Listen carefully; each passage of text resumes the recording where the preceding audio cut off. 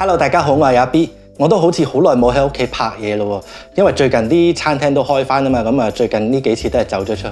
但係今日咧想同大家試一試呢個，嗱講明先啊，我都未食過㗎，所以我唔知好唔好食㗎。就係呢一個韓國空運過嚟嘅急凍人參雞湯。咁呢一個人參雞湯咧，其實就喺大統華買嘅。最近大統華都搞緊一個咩日韓風啦，咁就有好多日本同埋韓國嘅產品啦。咁有一啲咧，其實佢平時係冇擺上貨架賣嘅。咁我亦都覺得佢做呢啲咁嘅食品節咧，其實有陣時就可能想推一啲新貨品出嚟，咁啊首先試一試反應啦。咁如果反應好咧，第時就可以加上貨架嗰度賣啦。呢一個係我純粹個人推測啊嚇，唔同大統華冇關嘅。咁另外一樣嘢就係咧，因為佢係食品節啦，所以好多時呢啲嘢咧，可能食品節過咗之後會冇嘅。咁呢一個我唔知到時會唔會冇咗㗎，所以咧一出片之後，如果大家係有想試嘅話咧，就要嗱聲走去大統華自己買一包嚟試下啦。咁首先講一講佢個價錢先，就係15蚊9毫9一包啦。咁就淨重係1.76磅，哇！1.76磅其實都好犀利嘅喎。睇一睇個材料先，材料入邊就有雞啦，雞湯，跟住有啲鹽胡椒調味啦，有飯，有栗子，咁當然有人參啦。咁全部都係一啲天然嘅食材，就冇見到有任何化學嘅添加劑嘅。咁另外呢度就係話，如果你想將佢個加熱時間縮短10至15分鐘嘅話咧，你就可以預先10個鐘頭將佢由冰格嗰度擺落雪櫃嘅下格嗰度融冰。咁亦都講過啦，因為佢係韓國空運過嚟啦，所以佢英文嗰方面咧，其實有啲嘢就唔係譯得好全面嘅。例如話加熱咧，佢淨係話45至50分鐘 in hot water。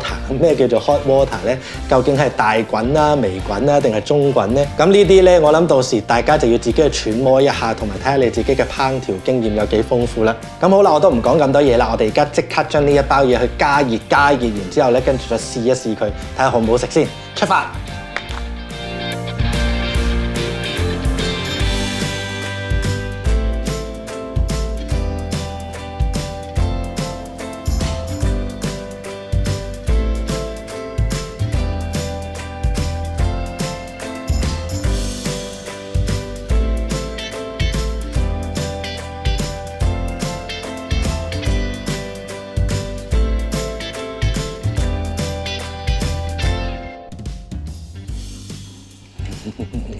咁我就用滾水烚咗40分鐘啦，我就用咗中滾啦，就唔係大滾。我覺得如果需要咁長時間嘅咧，通常都係要用一個比較溫嘅火，咁就等佢慢慢自己融冰，咁就應該個效果會係最好嘅。首先講咗先，因為我冇一個咁大嘅砂鍋可以裝成隻雞加埋啲湯，所以就用個湯碗裝住先啦。希望大家唔好介意啦。咁另外就係頭先倒出嚟嘅時候咧，哇，真係非常之香，同埋係真係有一條人參喺入邊嘅。咁當然我都知道人參呢家嘢就有平有貴嘅，我亦都唔係好識話點樣去分啦。但係你可以見到係真係成條參喺入邊。另外仲有啲栗子啦，同埋我估計錯誤，我初頭以為係雞肉，原來係真係成隻雞喺入邊。另外就係佢個湯咧係煲到唔係有好多雞油浮面，所以咧應該係清而不膩。不過呢啲係我嘅推測啫，要試咗先至知。哇！真係好香。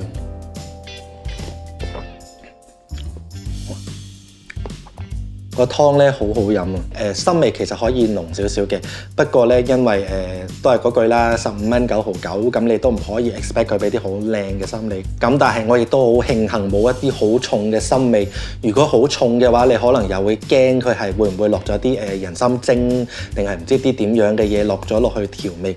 但係佢就冇嘅，係好清好自然。咁佢個湯咧本身就係好清甜啦，亦都唔油膩。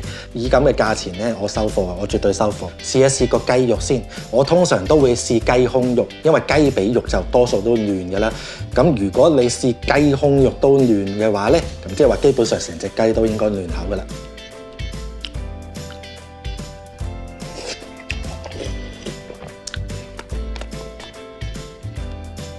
呢個係雞髀肉，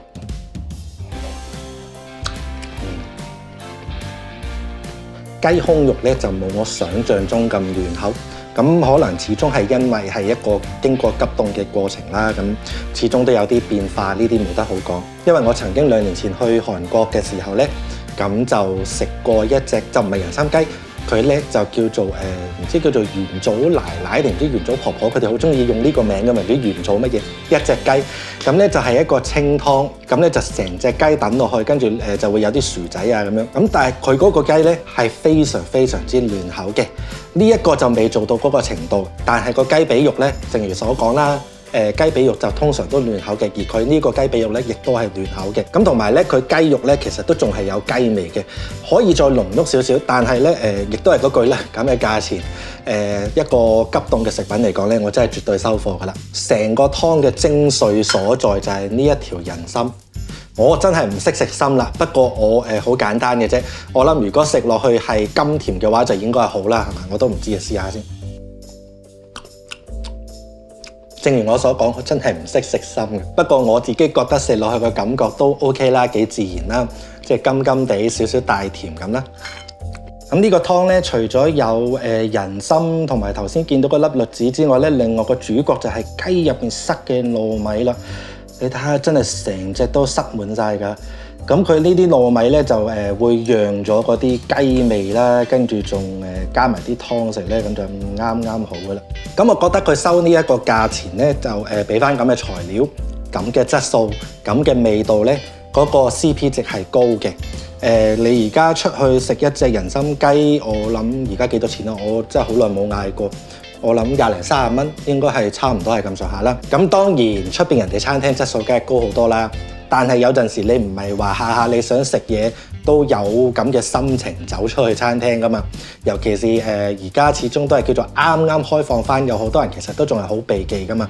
咁所以如果你喺屋企口痕，突然間心血來潮想食一個人參雞，40分鐘嘅時間唔算太耐，因為你都係等咗佢喺個熱水入邊自己興，咁跟住你都唔使睇貨。頭先我都冇睇貨嘅，校咗個 timer 就得啦。咁嘅價錢，咁嘅質素，我覺得係可以值得一試嘅。咁當然呢個係我嘅個人見解啦嚇。如果大家食過覺得唔好食嘅話，唔好翻嚟打我。咁係咯，如果大家有興趣嘅，就不妨買一隻翻嚟試下啦。爭啲唔記得講添，佢呢個份量咧就絕對夠一個人食嘅。